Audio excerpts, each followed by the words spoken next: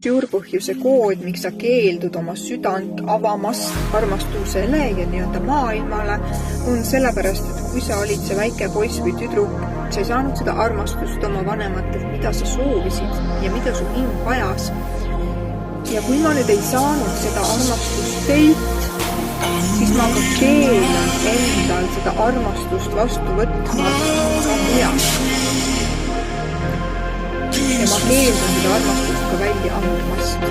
See on üks energeetiline kood, mis võib sulle alateadvuses joosta. Sul on raske armastust vastu võtta.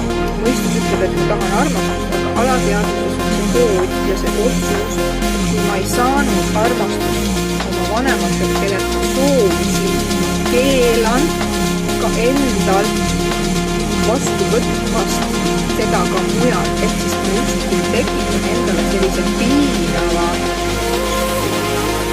jagasin see, et ma tegin kliendile personaalse analüüse, kuna tema küsimus oli see, et miks see armastuse vastu võtmine on raske, et sealse kood on just täpselt selline. Miks ma seda siin jagan, siis tuleb info, et see on nii paljude